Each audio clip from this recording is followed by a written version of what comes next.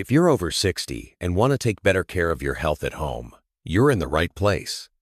Welcome to Senior Vitality Podcast, where we share simple senior health tips to help you stay active and independent. Okay, let's unpack this. We are tackling a topic that is, I think, profoundly important to everyone listening right now. It's the search for the dietary secrets that can prevent and maybe even reverse clogged arteries. And this isn't just about general wellness, feeling good. This is really about life and death. Atherosclerosis, which is the formal name for that plaque buildup. Right. It's the major underlying cause of these really serious acute events like heart attacks and strokes. And the urgency, I think, comes from the fact that you often don't feel any symptoms. Exactly. You feel totally fine, but silently the plumbing is getting backed up. But the great news from all the sources we've gathered for this deep dive, and we've looked at everything from clinical hospital guidance to some pretty pioneering medical research, is that the situation is far from hopeless. That's the key message. As experts like Brad Biskup have noted, it is absolutely never too late to start making productive changes. And that's really our mission today. We are synthesizing this huge stack of medical and nutritional literature to deliver the most effective evidence-based food strategies, the things you can start doing right now to protect and maybe even repair your cardiovascular system. So let's start at the very beginning. What is actually happening when arteries get clogged? And more importantly, what are the specific ways that food can act like medicine to stop that process? So atherosclerosis is fundamentally a chronic inflammatory disease. Think of it like this. The lining of your arteries, it's called the endothelium, it gets a little injured. Injured by what exactly? Usually things like high blood pressure or diabetes or smoking, and then fatty deposits or plaque, they start to accumulate right at that site of injury. And that's what narrows the vessels. Exactly. It restricts that critical blood flow to your heart and your brain. And our sources are very clear that lifestyle choices are really the primary fuel for this fire. They're the main drivers. The big risk factors are high LDL, the bad cholesterol, high blood pressure, diabetes, a diet high in processed foods, and just not moving enough. You manage those, you're fighting the core problem. Okay, so let's look at the positive side. You mentioned 3 major biological ways that food gives us protection. Can you lay those out for us? The first one is what I like to call fiber power. Fiber. We always hear about it for, keeping regular. Of course, but its power for your heart is way more sophisticated. Right. Specifically, we're talking about soluble fiber, the kind you find in oats, apples, beans, lentils. It physically binds to cholesterol-containing bile in your digestive tract. Wait, so if it didn't bind to that bile, what would happen? Does the body just reabsorb the bad cholesterol? Precisely. Your liver uses cholesterol to make bile for digestion. If that bile isn't bound up by fiber, a lot of that cholesterol just gets recycled right back into your bloodstream. Ah, so the fiber basically grabs it and carries it out. Yes. It forces your body to excrete it, and then your liver has to pull new cholesterol from your blood to replace the bile it lost. That is a phenomenal mechanism. So it's actively lowering your blood cholesterol. It is. It's a very active process. Incredible. Okay, what's the second line of defense? That would be the antioxidant shield. Right. Foods rich in antioxidants, we're talking vitamin C, E, lycopene, carotenoids, they do something very specific. They prevent your LDL cholesterol from becoming oxidized. Why is that so critical? Yeah. What's the big deal about oxidized versus non-oxidized? Well, non-oxidized LDL is relatively harmless. It just kind of passes through. Yeah. But oxidized cholesterol becomes sticky. It becomes inflammatory. So that's the real villain. That oxidation is the critical first step. It's the ignition, if you will, that allows the plaque to start sticking to those injured artery walls. So stop the ignition, stop the plaque. Simple, but very powerful. Exactly. And the third mechanism is the one that really focuses more on repair. Nitric oxide. Yes. This is where the magic really happens inside the vessel walls themselves. Certain foods provide the raw materials that help those delicate endothelial cells, the ones lining your blood vessels, to manufacture nitric oxide. What does nitric oxide do for me? It's a signaling molecule that causes vasodilation. Meaning it widens the blood vessels. It relaxes and widens them, which leads to significantly better blood flow. So it's not just preventing plaque, it's actively helping the whole system function better, relaxing those tight, inflamed arteries. Precisely. One of our sources, Dr. Esselstyn, he calls it creating a magic carpet in the blood vessels. Because NO also actively inhibits plaque formation and reduces inflammation right at the source. Okay, here's where it gets really interesting. Knowing that nitric oxide, fiber, and antioxidants are the key strategies, let's dive into the foundational foods, the ones that consistently get top marks across all the clinical guidance. Let's start with what our sources call the longevity kings. Grains and legumes. And legumes, I mean, they hold that title because they pack such a nutritional punch. Fiber, protein, micronutrients. Beans and lentils, for instance, are often cited as the #1 food associated with longevity across the globe. Really, number one. Yes, studies show that consuming just one serving, that's about 130 grams of beans daily, is associated with a significantly lower LDL cholesterol level. Wow. And then we have oats. We all think of oats for breakfast, but our sources point out a really crucial distinction in how they're processed. This is so important. If you're really optimizing for heart health and, feeling full, you have to choose the complex carbohydrate structure of steel-cut oats. Not the little instant packets. Definitely not. Yeah. Quick oats cause a really rapid glucose spike and then a crash, which leaves you hungry again. Steel-cut oats break down much slower, giving you that steady, stable energy. Okay, so if oats and beans provide the physical scrubbing action, let's talk about the powerhouse greens and vegetables that give us that chemical defense and the NO boost. This is where we really maximize that nitric oxide magic carpet. Leafy greens and cruciferous vegetables. So kale, spinach, broccoli, Swiss chard. They're absolutely essential Why them specifically? because they are packed with dietary nitrates. Those are the direct precursors your body uses to convert into nitric oxide. And the sources suggest being pretty aggressive with how much you eat. It wasn't just like a side salad. No, not at all. We're talking about aiming for 6 servings of greens per day. 6 servings, that is a daily commitment. It is a commitment, but that volume is what seems to be needed to really maximize that NO production. And you also get a ton of potassium, which helps prevent vascular calcification, the actual hardening of the arteries. So beyond the greens, what other vegetables punch above their weight? Garlic and onions, they're phenomenal. Garlic stimulates nitric oxide production, but it does more. It also inhibits coronary artery calcification. And get this, one study found it could reduce the formation of something called nanoplaque. Nanoplaque, what is that? Think of it as the microscopic seed crystal of the plaque. It's the very, very first building block that sticks to the artery wall, long before you can see a lesion. So garlic is stopping the process at the absolute earliest stage. It seems to, by up to 40% in that study. Yeah. Which is just incredible. That is a huge specific benefit. Okay, next up, tomatoes. We know they're rich in the antioxidant lycopene. Right, which protects that LDL cholesterol from getting oxidized, that ignition switch we talked about. But there was a surprising finding in the research about how to eat them. Yes, this is a great example of food synergy. Studies found that combining cooked tomato sauce with olive oil actually had the greatest effect on reducing inflammation. More than just eating raw tomato. More than raw tomatoes, yes. Why is that? Is it the cooking? The oil? It's both. Cooking breaks down the tomato's cell walls, making the lycopene more available.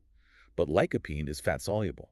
Ah, so you need the fat to absorb it. You need that healthy fat from the olive oil to dramatically enhance its absorption in your gut. It's a perfect partnership. Yeah. Let's move to healthy fats and beverages then. Fish still tops the list. Absolutely.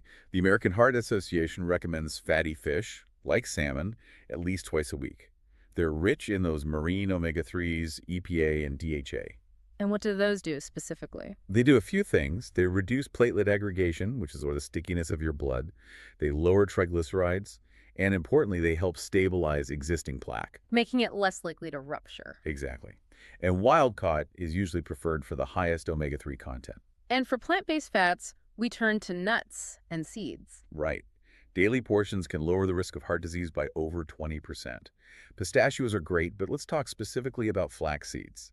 They contain a unique compound. It's a mouthful. It's called secocelerosericinol diglucoside. Okay, I'm just going to call it SDG. What does SDG do?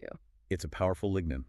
When your gut digests it, it produces these metabolites that are strongly anti-inflammatory. They seem to directly counter the processes that lead to atherosclerosis. A targeted chemical defense. I like that. Finally, drinks. Green tea. Coffee. Green tea is fantastic. It's got compounds called procyanidins that decrease inflammation and help prevent blood clots. Coffee, in moderation, also seems to improve heart health, but with a big asterisk. Which is? Filtered coffee is key. The filtration process removes these lipid-raising compounds called deuterpenes. Terpenes, they sound like they raise my bad cholesterol. They do. They're oily compounds in the beans that can raise LDL. A French press or Turkish coffee won't filter them out, but a simple paper filter does. Good to know. And what about timing? This is so important. Caffeine has a 5-hour half-life, so drinking coffee past noon can really disrupt your sleep quality. And poor sleep is a huge driver of cardiovascular inflammation. A huge driver. It's all connected. That is an incredibly practical tip. Okay, so we have covered prevention really thoroughly, but one of the most remarkable, and I have to say most inspiring findings in our source material is the research showing that reversing this disease is actually possible. This is the pioneering work of Dr. Dean Ornish and Dr. Caldwell Esselstyn Jr. I mean, they fundamentally changed how we view heart disease. They proved, with intensive lifestyle changes, that patients could actually achieve regression. And the Ornish program, which is so effective it's now reimbursed by Medicare, wasn't just about diet, was it? No, it was a holistic program. It was built on 4 core pillars. Okay, what were they? First, a very low-fat whole foods diet. We're talking less than 10% of calories from fat. That's strict. Very. Second, moderate aerobic exercise, about 3 hours a week. Third, stress management techniques for 7 hours a week. And finally, support groups. The results they got were just dramatic. They were. In their trial, they used angiograms, x-rays of the arteries, to track the disease, and they showed actual regression of the blockages after just 1 year, and even more after 5. Compared to the control group whose arteries just kept getting worse. Exactly. Their disease progressed, while the lifestyle group's disease reversed. That is stunning. And for the patients, I mean, imagine going from chronic debilitating chest pain to being angina-free in a few months. It was life-changing. One trial showed 74% of patients with angina became angina-free within just 12 weeks. And Dr. Esselstyn's approach, which was even more focused on diet, got similar results with cholesterol, right? Yes, his whole focus is on maximizing the body's nitric oxide production by totally stopping the cycle of injury from food. His compliant patients saw their average total cholesterol drop from about 246, which is quite high, down to just 137. Wow. That's well below the recommended levels and without drugs. It's a remarkable physiological achievement.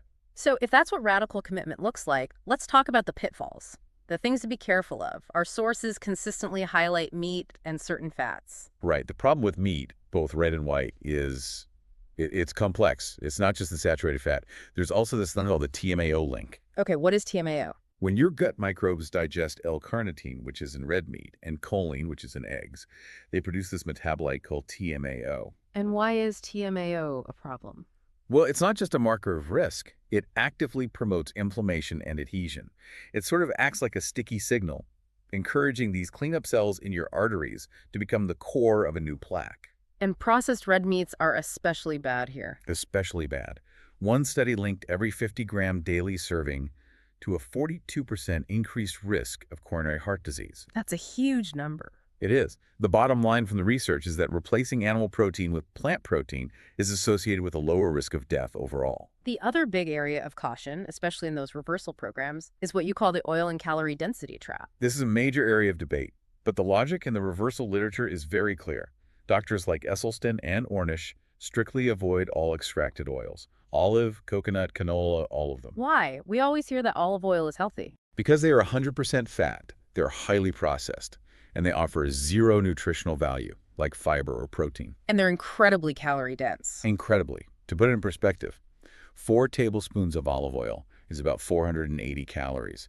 That is the same caloric load as a giant plate piled high with vegetables, carrots, strawberries. And that giant plate of food will actually make you feel full. Exactly. The oil gives you zero satiety for those calories. You can eat so much more whole food, which is key for maintaining a healthy weight. And you made a note that this extends to modern vegan junk food. Yes. Just because it says plant-based doesn't mean it's heart healthy. You have to read the labels. Many vegan cheese substitutes, for example, are 70% fat, stripped of all fiber. The focus has to be on whole foods. Okay, final point. Supplements. It's so tempting to just take a pill instead of changing your diet. What does the research say? The guidance is very strong and consistent from the American Heart Association. They recommend eating whole fruits and vegetables, but isolated supplementation with antioxidant vitamins like beta-carotene or vitamin C often shows no beneficial effect. No benefit at all. And worse, Some large meta-analyses actually associated these high-dose supplements with an increased mortality risk. So no shortcuts there. The synergy of the thousands of compounds in a whole food just can't be replicated in a pill. The only potential exception is omega-3 supplements, which might be considered for patients who already have documented heart disease or very high triglycerides.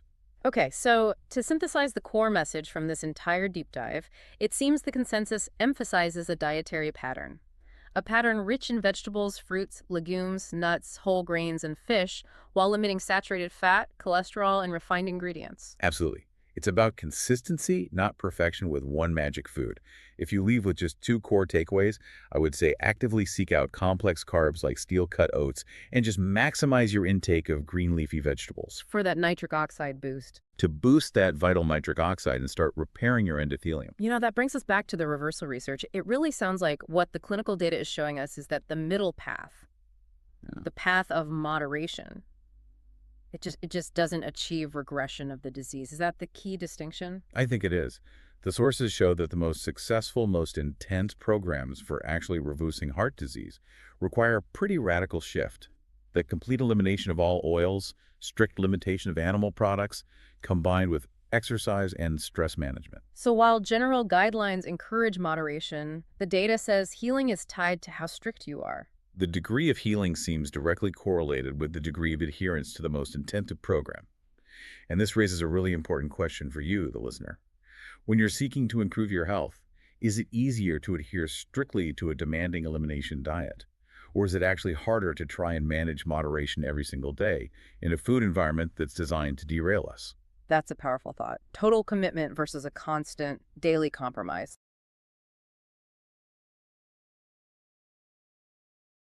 Thanks for spending this time with Senior Vitality Podcast. Take care, and we'll see you in the next episode.